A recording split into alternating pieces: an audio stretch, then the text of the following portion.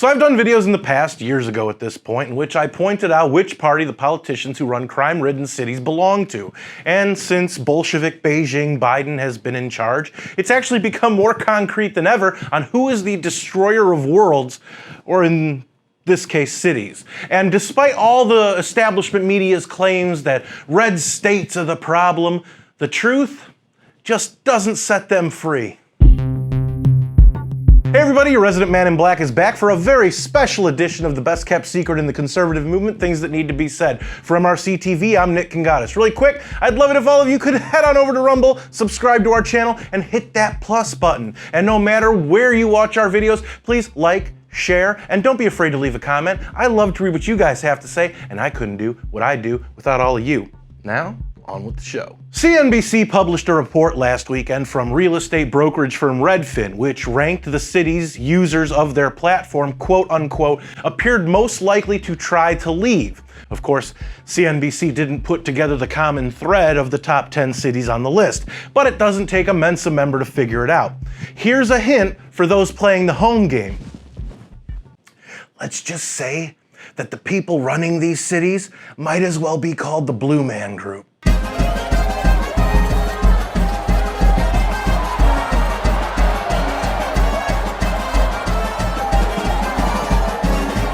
Let's take a look at the list, shall we? And just to build a little drama, even though you're gonna see the #1 city in the CNBC headline, let's do it in reverse and go from 10 to 1.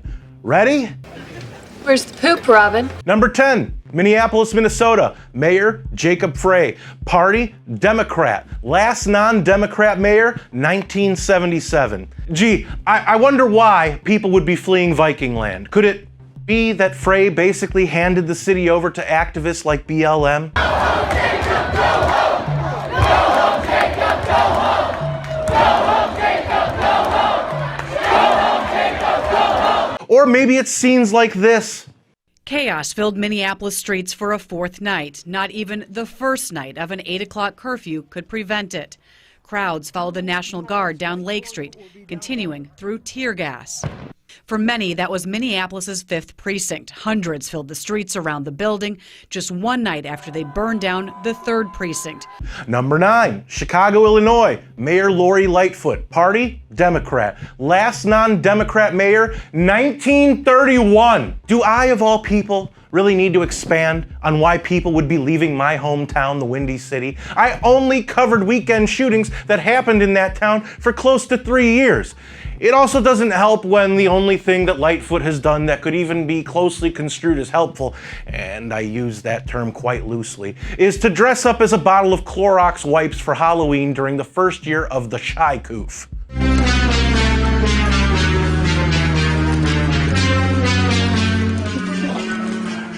Number 8, Denver, Colorado. Mayor, Michael Hancock. Party, Democrat. Last non-Democrat mayor, 1963.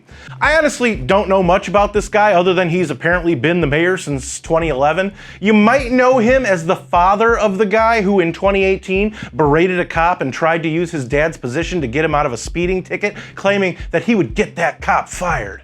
Yeah, that's not your boss. My dad's the mayor, you fucking f***ing. Ha ha. Mayor of what? Yeah, exactly, mother. Don't worry about you it. Bud, he ain't the mayor exactly. of Aurora. And guess what? I'm about to get you fired. Yeah? Yeah. For what? Yeah, exactly. Don't worry about it. Hey, what? Vin Vu, whatever. Yeah. Okay. Yeah, whatever. I'm sure your dad's and I got be proud. Exactly, and I got my own. Other than that, Redfin lists the top destination for people leaving Denver is Chicago. How bad is it in your city that people want to leave for a place on the same list? Number 7, Detroit, Michigan. Mayor, Mike Duggan. Party, Democrat. Last non-Democrat mayor, 1962. I mean, it's Detroit. It's a city that was once the richest per capita city in the US, with a population of around 1.8 million in 1950 to current day. It's a downtrodden town with a population of a little over 624,000. It's sad to see what the people in charge have turned the once great Motor City into. Number 6, Boston, Massachusetts. Mayor, Michelle Wu. Party, Democrat. Last non-Democrat mayor, 1930. Now this town, despite housing the Red Sox, is so anti-anything red that even their accent can't pronounce R's. Vanity Fair calls Boston accent a tour de force of dropped R's and a brilliant showcase of the words wicked and pisser. Number 5, Seattle, Washington, Mayor Bruce Harrell, Party, Democrat. Last non-Democrat mayor, 1969. Now hold on. Let me try out my church lady impression. I just don't know why people would want to leave Seattle. I mean, it is the Emerald City after all. Maybe that's why, because their utopia is as much a fantasy dreamland as the Wizard of Oz is. Oh yeah, maybe it's because they allowed terrorists to set up their own makeshift shanty town during the summer of Floyd. Chaz Chop, you remember, don't you?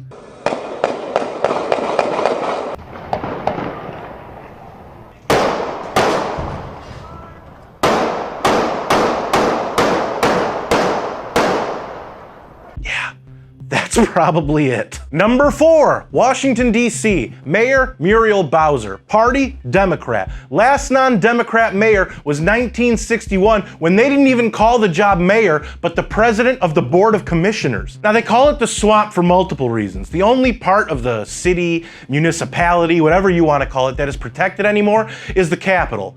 But only after authorities allow crime to happen. Remember? I want to start by saying we certainly recognize and empathize with the outrage that people feel following the killing in Minneapolis last week. And we certainly empathize that the killing of George Floyd wasn't the first, and that people are expressing outrage and demanding action.